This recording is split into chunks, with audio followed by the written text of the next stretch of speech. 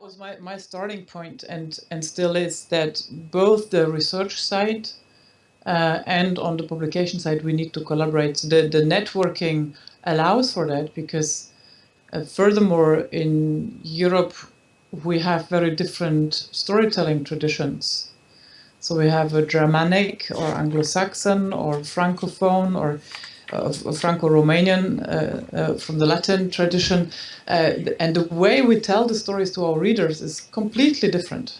So we have to take care of that, and networking has been like the first obvious solution.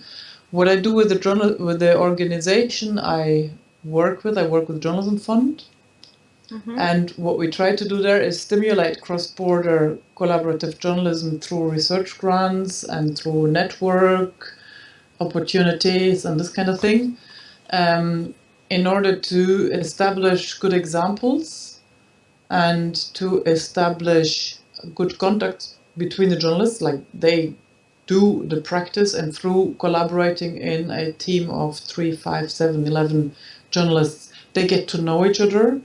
And we can see that they then do collaborate again at a later stage because they have built trust. And we also start educating with a smile. We start educating the publishers who start demanding this kind of journalism. And we can now see at not the 2016, but in 2015, Der Spiegel, large German, very important, prominent news magazine, print, got the idea of collaborative journalism, and at the next annual European Investigative Conference, they had set up a team where I think there are currently 8 or so countries covered in Europe, where they do collaborative journalism. In your paper, you talk about why a methodology, you talk about the challenges ethical, practical, and legal, just to name 3 challenges. And I wanted to ask you about the ethical challenges. You mentioned that ethics in journalism should be addressed with a comparative approach. So I guess this is case by case, based on the journalists that are involved? Yeah, I think I'm coordinating or assisting to coordinate now, I'm sort of handing over now to the team itself, a team of currently 9, soon 10 journalists from all over Europe, EU and non-EU.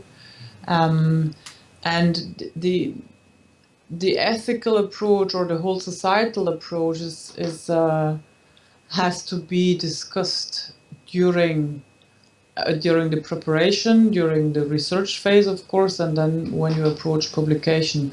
So the ethical, when you have a team, and the practical approach, you have the ethical comparative. But I think when we start developing this method, I found it difficult to find scholarly literature on comparative journalism ethics.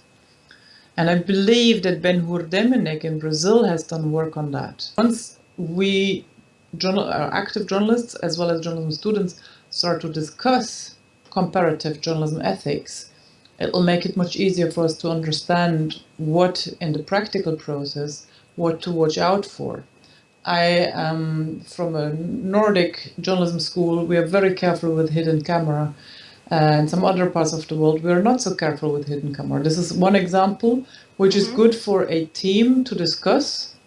So how do we deal with hidden camera? And then we have a huge discussion and blah, blah, blah. And then we can see, okay, how do we deal with it? You know, who makes decision? Let's take this as an exercise to talk about decision making and so on. And also sometimes is a legal question, because if I take pictures with a hidden camera, in some countries I cannot publish this, so I cannot use this as a document. Or leaked documents. How do you deal with leaked documents? In some countries, a leak is potentially illegal, right? So you're breaking the law by using it. Whether you quote, whether you summarize, whether you give a print of it or whatever. So it is potentially a criminal, a breach of privacy, breach of secrecy, whatever. So in European case law, I know sort of how to navigate, but even there, in some European countries, there are very strict criminal laws on using information from leaked documents. In some other parts of Europe, there is an obligation for the courts or for publishers to weigh the public interest versus the seriousness of the breach. Yeah. And so all these things are, these are challenges that we have to approach, and we will have to approach because more and more is on the way. Stefan Candea, Yes. he is doing a PhD about the networking aspects of all this. Because the networking themselves, we know that networks hold an element of power, being exclusive or inclusive, and how they are structured, etc., etc. So this is another aspect to consider in a team. Well, yeah, that's why I'm saying, look, you see these big cross-border investigations when they have a big umbrella organization, but then, there's always like somebody makes the call, which is necessary to have a coordinator, but who makes the call? And that's project by project, obviously, because if you have large research project, that must be it.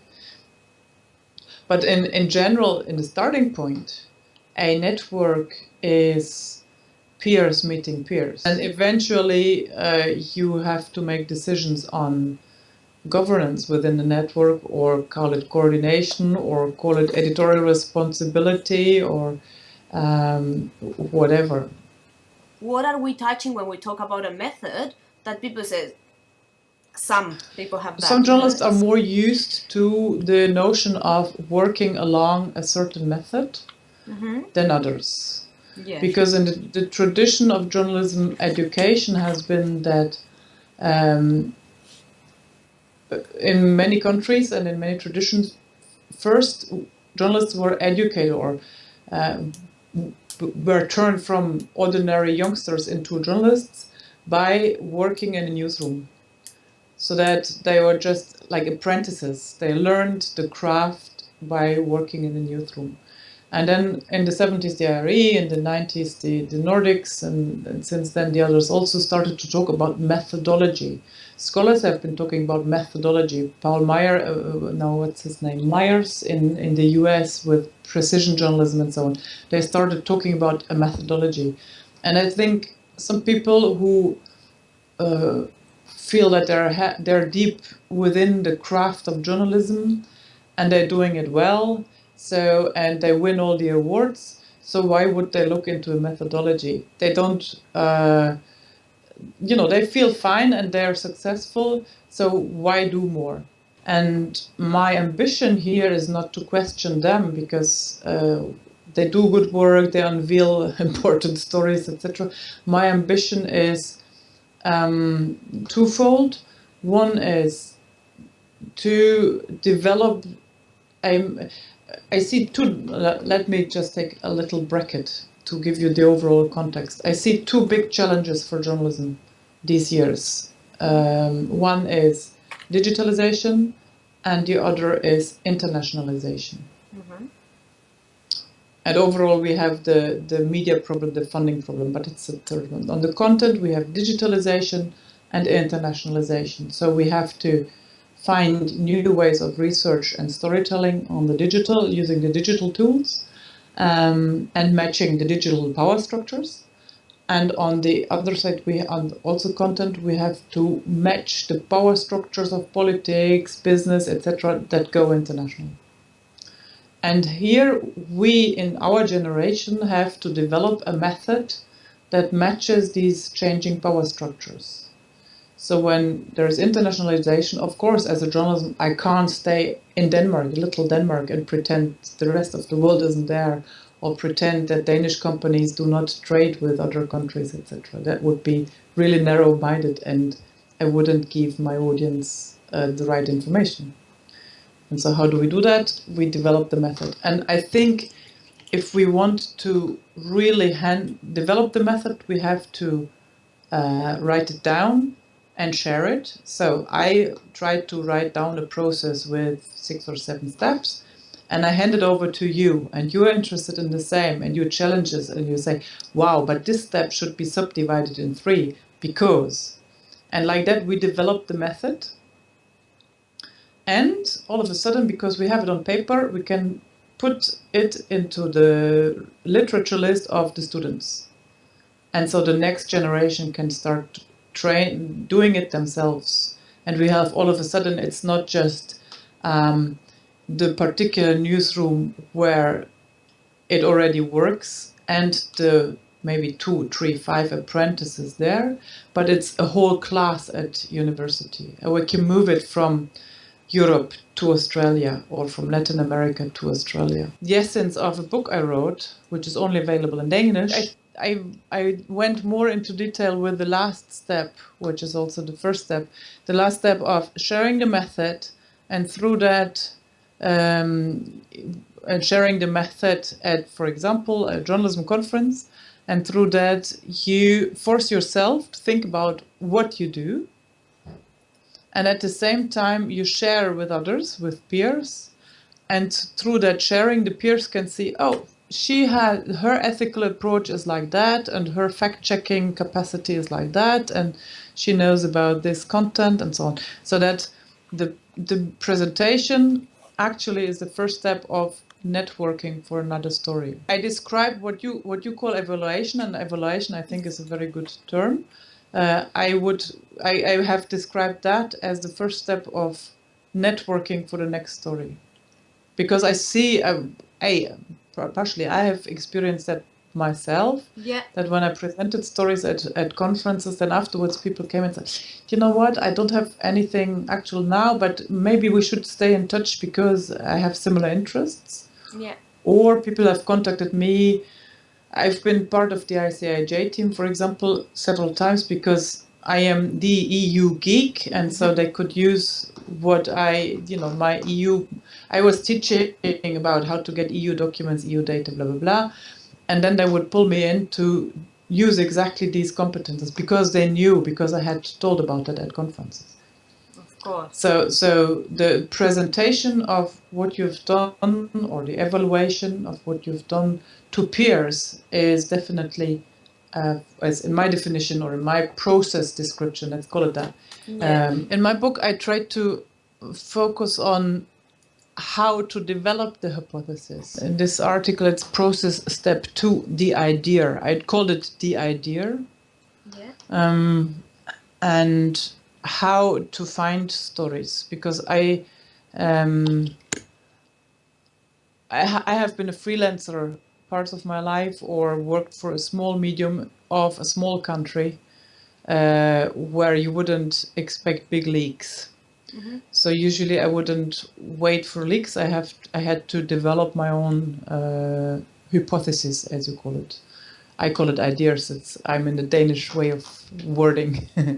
And so I try to also here find the acute story, so something that really blows up in your front garden, and then you have to think international with that, or think across borders. Then the organization stories, which are, for example, European Union or World Trade Organization or some international organization which affects all members in the team. Then what I call the chain stories. There could be trade involving several countries and transit countries. It could be trafficking, trade legal or illegal, or companies active in several countries.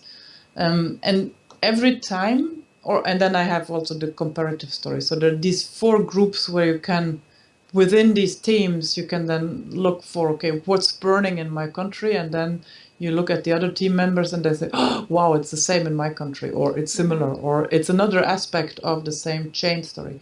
And the chain, that's about crafting the hypothesis, which can, in a multiple country team, obviously be different aspects of the same problem.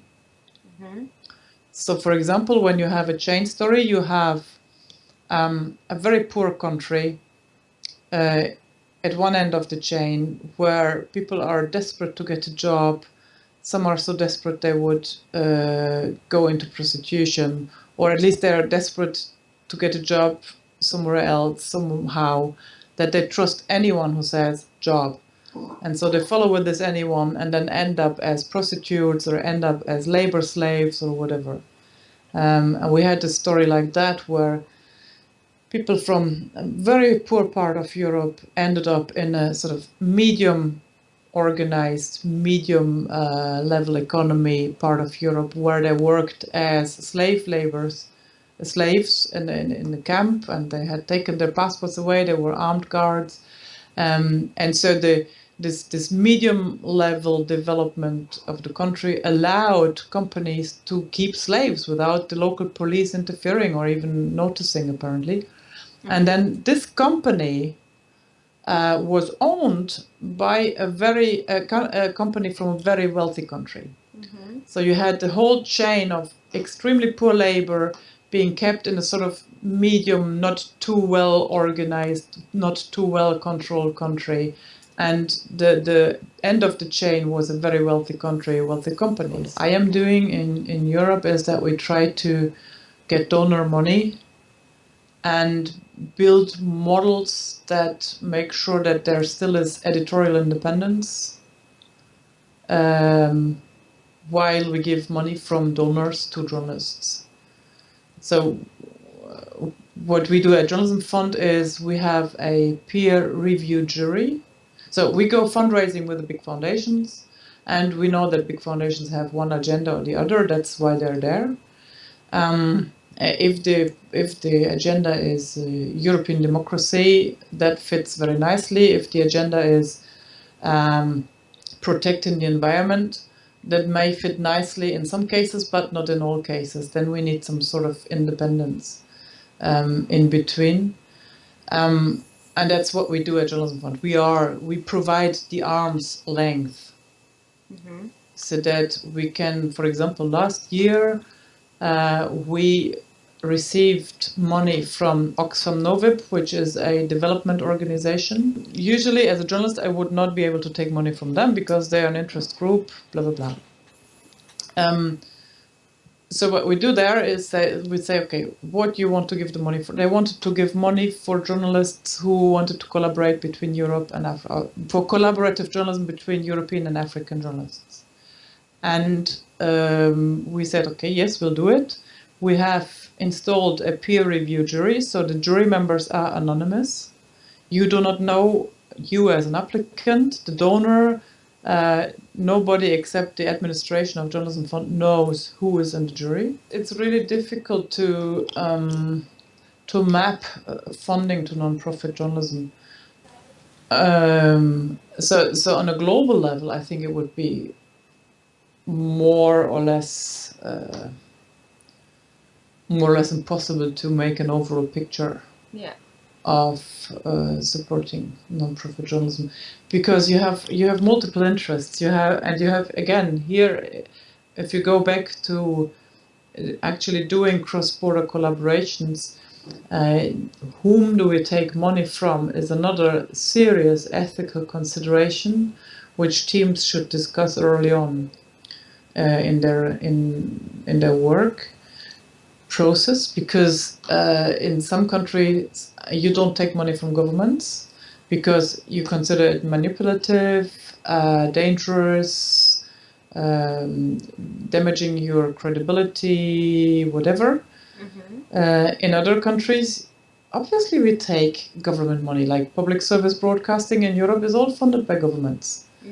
Right? We just make the necessarily checks and balances, and you have a lot of money from wealthier countries going to poorer countries to support journalism. Now, is that geopolitics? Is that democracy development? Is that independent? Is that, what is it? So then you have to dig deeper into what they actually cover with that money. What do they get the money for? Are there strings attached? Are they, some of the material, sometimes when you get government money or foundation money or business money, you have to go into the details of the contracts to see whether it's editorially independent. At some point or several times, I have either turned down or not applied for money to Journalism Fund or to another grant-giving organization that I was a project that I was involved in that's called Scoop, because they were stringent to touch in the fine print say that as long as you work with this money, the organization, that could be the government who gave the money, has the right to screen everything within the organization. That means you cannot protect the editorial independence. You cannot protect your reporters, your resources, and if you make a sort of like the devil's advocate, you give access to a government to find whistleblowers or whatever. Exactly. Or to track journalists who work on dodgy stories. Like if, for example, if there was one grant from the European Commission, and I know that's not only Journalism Fund, other media projects have complained about that terminology too. It's like as long as you work with the Commission grant, the controllers of the Commission have the right to control everything in your organization. And so it's like whistleblower, journalist rights research plan to apply for a grant. It's like, okay, we have a whistleblower in this and this part of the Commission, and the whistleblower says X, Y, this is why I believe we have to blah, blah, blah, and then send me more money. So if then the authority can look into this application at any time of the process, this is impossible. So what I think is really important when you give money to journalists is the uttermost possible transparency. Including about contracts. So you shouldn't be paranoid, but if you work on a story that involves a critical approach to a government that funds this, you have to know the conditions. So the question of independence is really tricky, and you have to, in a cross-border team, you have to consider that from an ethical point of view for the countries where you come from and intend to publish. Because at the end of the day, you are responsible to your listeners. The fact-checking. Which are the challenges that you face working, with journalists from different, ethics and ways of working? Fact-checking, yes, because in the US it is, everybody knows, it's part of the education. Journalists are so used to it that they complain when media make cutbacks on the fact-checking department. Some of them have even fact-checking departments. In the Nordic Anglo-Saxon tradition, it's sort of coming in. In the continental European, I see it too. It's not nearly as systematic as in the US tradition. And as you can hear, I know the US and I know the European traditions. I know very little about Asia, Australia, Latin America.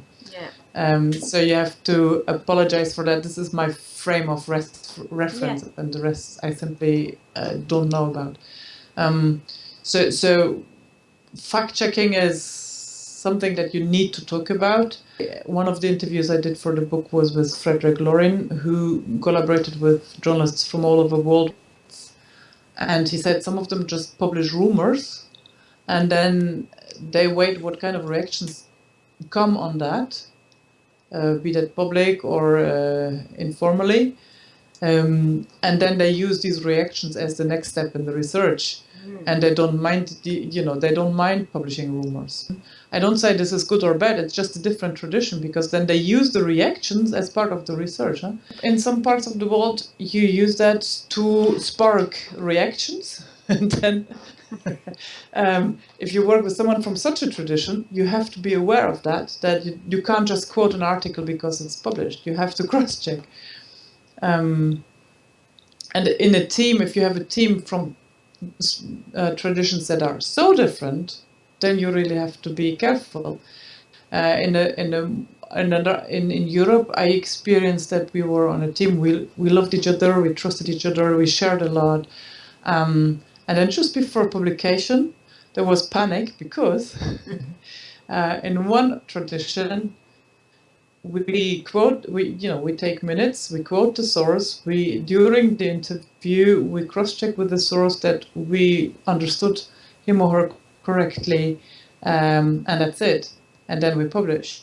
And in her country, you needed to go back to the source just before publication and present the sentence or the information that you would quote him for.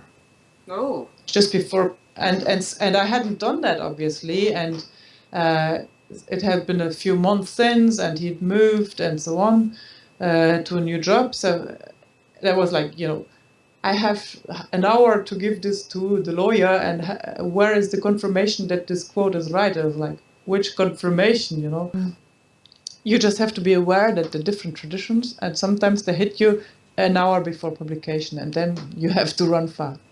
I don't say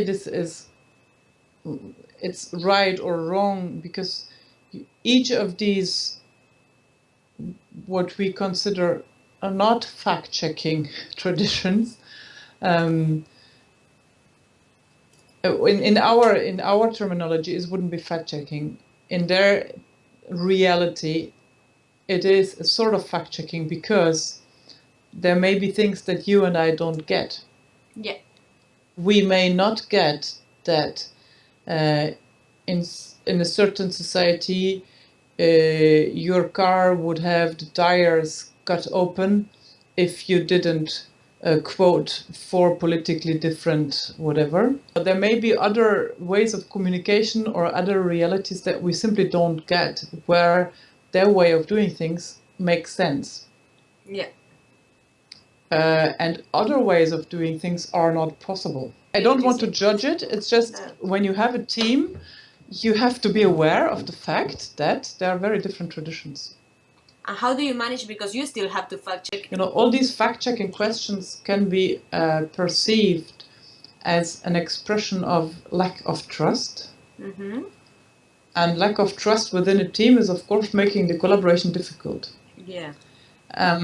So you have to either frame it in the conversation, or you have to say, this is my boss, my boss is always asking me these questions. I have to, I'm sorry. I so like you, I really admire your work, but my boss, invent something so that you don't hurt the person you work with. Make sure that you don't damage the collaboration. My personal, and this is again very personal, and which culture you come from and what the person you are, what kind of networking person you are.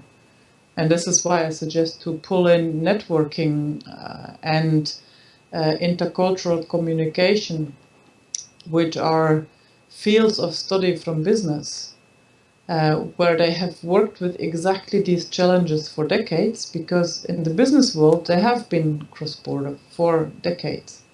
And they have sociologists to work with networking structures in international teams. They have sociologists and psychologists to work with intercultural communication. Someone from a very formal tradition meeting someone from a very informal tradition. Yes. The informality as such could be considered impolite or badly educated. Yeah.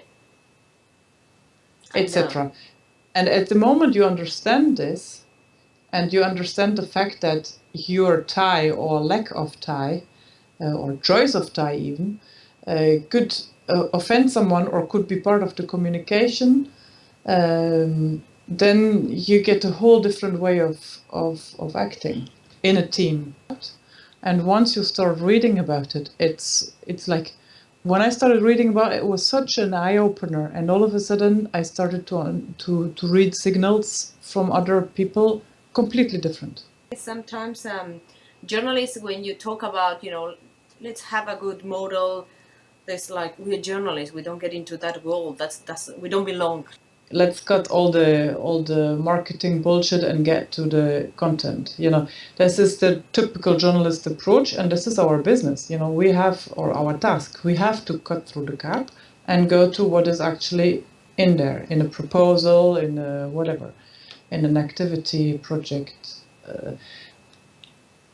And when we then move ourselves in our process of educating our next generation, we then go to business schools and say, okay, let's borrow some of your marketing crap, then we will block ourselves. Yeah. And once we have bypassed this little obstacle, then we can actually learn a lot from what's there. And maybe we shouldn't buy directly into the business school, or usually where you have these language problems, as I would call it, where you have this marketing style lingo that journalists are allergic over for, that would be in the popularized versions of business research, business sociology research. You go to the actual scholars and the actual scientific publications. Thank you very much. See you again. Yes, see you again. Thanks.